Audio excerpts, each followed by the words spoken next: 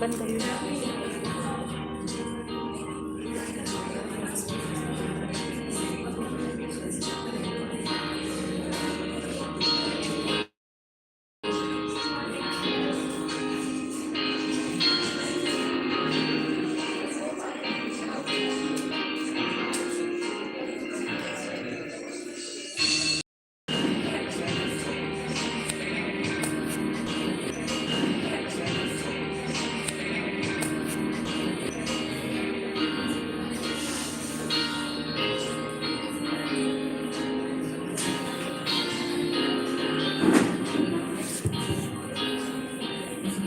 Greetings to each one of you present here, dear parents, our respected principal ma'am, and our most welcome guest. It is with great enthusiasm that we have welcomed you to this significant occasion, the open day of Junior Youth Empowerment Program.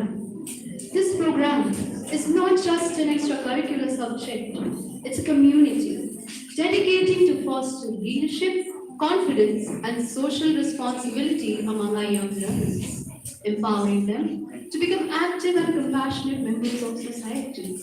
And today marks an important milestone in nurturing that very potential within each student.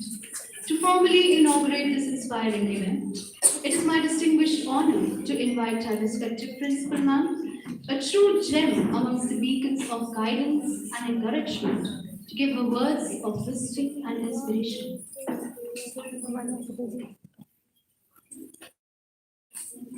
Vaniya को कुछ दे दी।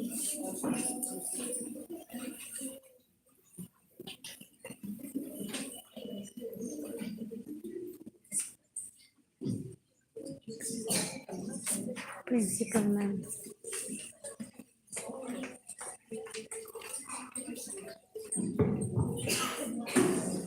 So a very good afternoon to all of you, dear parents, wonderful teachers of the campus, and our dedicated JYEP animators. A very warm welcome to all of you at this JYEP Open Day at CMS Chalk campus. Today is a special day, a day where we celebrate not just the program, but a movement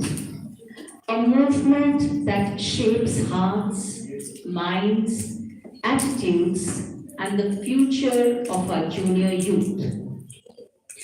At the outset, I extend my heartfelt gratitude to the respected manager of City Montessori School, Professor Geeta Gandhi Kingdon, whose vision and encouragement have enabled the Junior Youth Empowerment Program to grow across CMS campuses. My sincere thanks to Dr. Sohail Mahajan, who has been spearheading this movement to take its present shape. I use this opportunity to acknowledge the guidance provided by Ms. Ananya Mishra, the present head of JYEP program at City Montessori School. A very warm welcome to all other guests who are here and dear students with us this afternoon. I also appreciate our campus JYEP coordinator and assistant coordinators, namely Mr. Mohit Arul and Ms. Saman, for their collaboration and teamwork. A word of acknowledgement for Ms. Richa Rustogi, the Vice Principal of CMS Chalk, who has ensured the continuity of the program fruitfully to make an impact on the junior youth.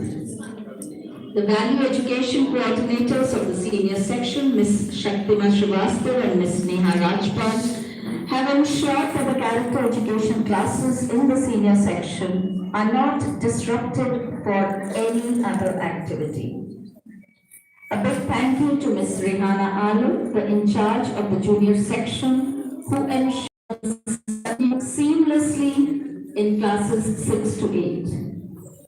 A thank you to Ms. Smriti Mehrotra, the head, and Ms. Pamela Eram-Rosby, the coordinator of the primary section, who have provided opportunities to the junior youth to connect with the primary section learners during their value education classes. To all our animators who are the backbone of this program, thank you for your dedication, your patience, and your pure-hearted service to our youth.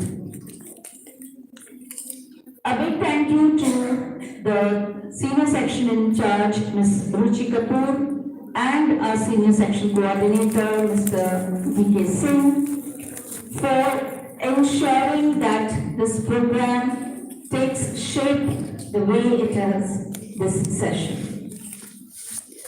Abdul Baha beautifully said, "Service to humanity is service to God." He reminds us that every aspect of life, our behavior, our speech, our respect for parents, our education, our character, is an expression of this service. The JYP is founded on this very teaching. It shapes junior youth into individuals who think deeply and responsibly and serve society willingly. The seed of the Junior Youth Empowerment Program at Chowk was planted in 2019. Despite the pandemic and long periods of school closure, our first batch of junior youth stood firm. They continued their journey of service by guiding younger children online, arranging virtual visits to places like Cheshire Home, and have online prayer services and reading sessions from the books from their respective homes.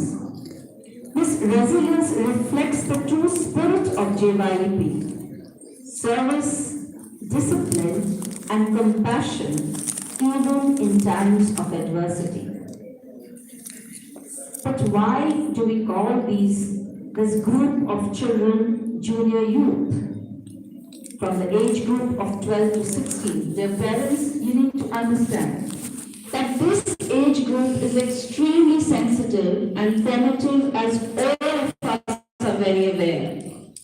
Their thinking patterns, emotional responses, and moral foundations take shape during these years. The Junior Youth Empowerment Program is designed to help them develop the finer skills of compassion, to be responsible for their actions, become an analytical and thoughtful person, and be service-oriented citizens. Over the last 6 years, we have witnessed remarkable transformations. Introverts become impulse-driven, become more purpose-driven, self-focused individuals growing into empathetic companions, passive learners turning into active contributors.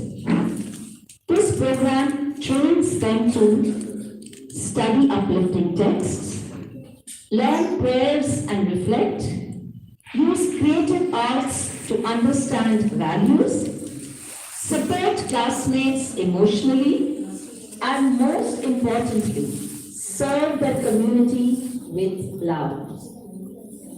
The program gives children the kind of qualities we all wish to see: the ability to express themselves clearly, the ability to collaborate with others, develop the habit of reflection, and courage to make responsible choices. These are life skills far beyond the textbooks. Dear parents, your encouragement at home and your appreciation of their service activities will motivate them immensely. Their teachers, your coordination and support help integrate these values into daily school life. And dear animators, you are mentors, guides, older siblings, and role models. You carry the spirit of service in your hearts, and the children see it in your actions. Your influence will stay with them for years to come. Thank you for being agents of positive change. Dear parents, teachers, and these wonderful animators, together we are shaping a generation that will not only excel academically, but also uphold moral courage, compassion, and a commitment to humanity. We at Chalk Campus want these junior youth to grow into leaders who serve, thinkers who reflect, and citizens who uplift society. This will become a reality when the home, the school, and the animators work toward this common goal. Let us continue to support each other, trust each other, and believe in the potential of the junior youth. Thank you for joining us today. Thank you for believing in this program, and thank you for believing in your children. Gentlemen.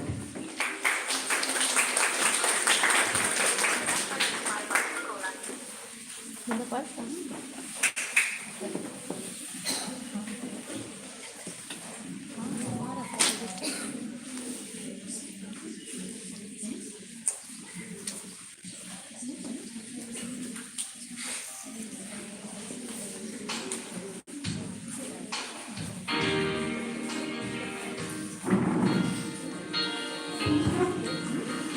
Truly inspiring words, dear ma'am.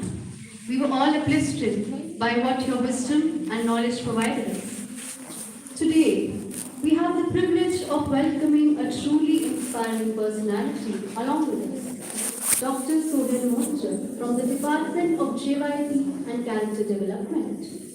Dr. Mohajer is not only a distinguished scholar, but also a passionate advocate for youth empowerment and the cultivation of strong, positive character traits.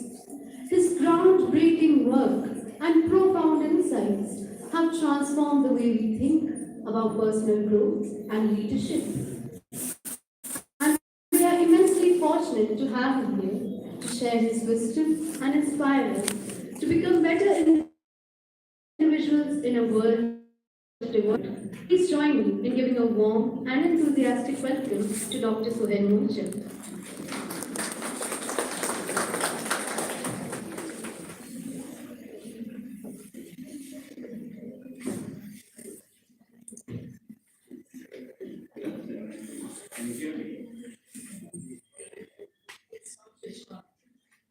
Is it better now? Yes.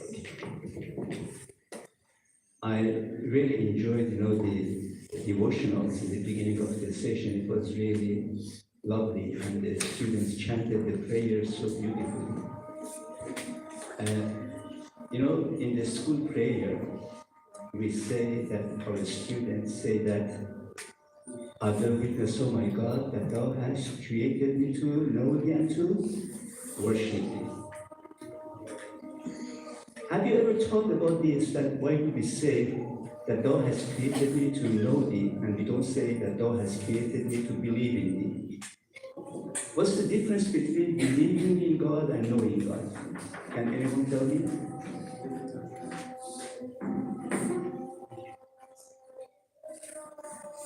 Every day we say this prayer, so is there any difference between knowing God and believing in God?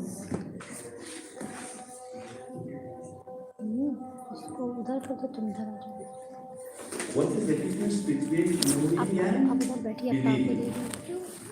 Any of the animators? Okay. Even in the prayer we say that God has created us to know. When we try to know something, knowing is a verb. It requires action. It requires a desire to understand something. Knowing is related to understanding. Am I right? But beliefs are inherited. Most of us, sitting here, we believe in something or the other, not because we wanted to know about that, but we inherited those belief systems. So believing in something is usually passive. It can also come as a result of knowing, but usually beliefs are passive acceptance of something or ideologies into which we were formed. Now, if you look at any society, there are some things that are considered as good and some things that are considered as bad. Am I right? And these are usually the same all over the world. Wherever you go, people tell you that truthfulness is good, honesty is good, kindness is good. Touching something that is not yours is not good. Insulting others is not good. Being rude is not good. So these beliefs about good and bad are directed, are inspired by the universal ethical values, and they are more or less the same all over the world. But in addition to good and bad, we have something else in our society that we call normal and abnormal. Now, something that is normal here may be abnormal somewhere else. For example, recently I was in Australia, and Australia is called the barbecue nation. Do you know why they call them the barbecue nation? Because every Friday night and Saturday nights they have to have their barbecues. If you go to any park in Australia, there are all these ovens with gas cylinder and everything for people to come and fry their sausages and steaks and burgers and have them with a lot of alcohol. So that is barbecue. So it's very normal in Australia to go to a barbecue party and eat a lot of meat and drink a lot of alcohol. So when my friends were inviting me to barbecue nights, I told them, you see, it's normal for you, but I'm vegetarian and I don't drink, so I come to the barbecue party to do what? So something that is normal there may be abnormal for some other people or in other parts of the world. Or for example, in our country, unfortunately, it's normal to consider women as inferior to men, to mistreat women.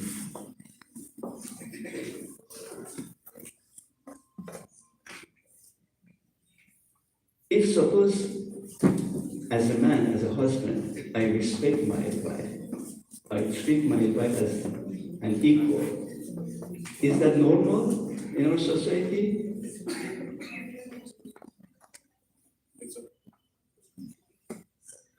Or, for example, here in our country,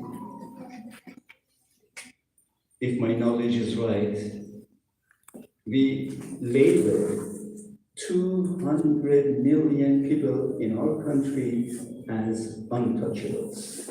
Daddies, Harry Jones, we have created all these names to call them. It's normal. They must have done something in their past lives so that they are born into this caste. Imagine doing that or saying that in another country, that these people are untouchables. They put you in jail. They take you to court. Would a just God do such a thing, create people as untouchables?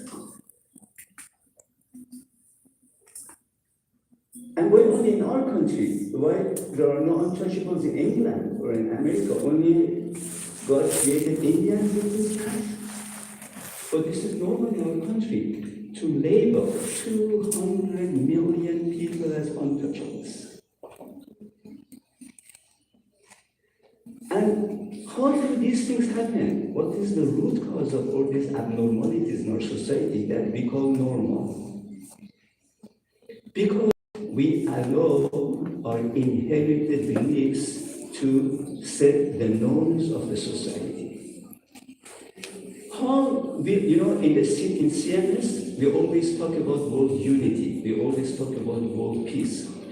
How will the world ever be united when we teach our children to hate others? When we indoctrinate our children to dislike others? to disrespect others.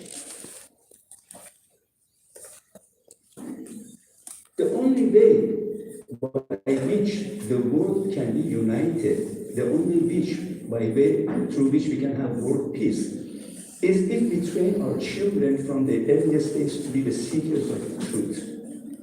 To know things, not to believe in things, but to know things through their own independent investigation. And this is the gist, the essence of youth empowerment program, that young people should rise to the occasion. They need to recreate themselves so that they can recreate a society. We want our youth to create a just society in which everyone is treated as equal, whether we are men or women or tall or short or from this religion or that religion or this region of the country or that region of the country. We want everyone to be treated as equal. We want everyone to be respected for who they are. We want to create a society that is founded on the principles of justice, on the principles of harmony. We don't want anyone, whether it's a political party or any other group, to promote hatred, to create division within the communities in our country. And only a group of enlightened young people who can think for themselves, who can distinguish between right and wrong, to realize that not something that we call normal may actually be very abnormal. Unless that happens, our society can never achieve what it is capable of achieving. We have wonderful, highly intelligent people in our country who can achieve so much if they are given the opportunity to do that. But in order to do that, we need to overcome a lot of what we believe is normal, because a lot of them are not normal. A lot of them are very abnormal. A lot of them are very divisive. A lot of them are very dark. And then you know what happens?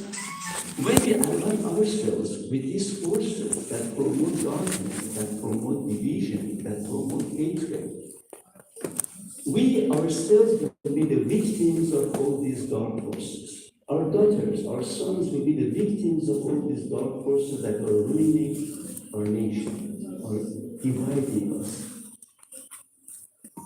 are retarding the growth of our civilization. So, our only hope are these young people whom you saw, the animators of the program, to try to recreate themselves, to become someone they want to be, to believe in something they want to believe in, not something that someone else says is good for you or bad for you. Then they will set an example for others to emulate. Then they will align themselves with movements that promote peace, promote harmony and unity. Thank you so much.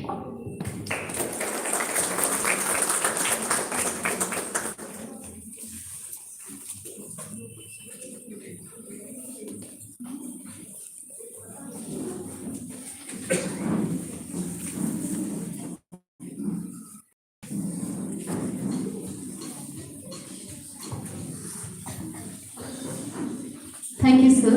Your words have truly touched the spirits of all the souls present in the hall. May your words take root in the garden of our thoughts as you showered us with your blessings. Music is a timeless art that transcends boundaries and unites people from every corner of the world.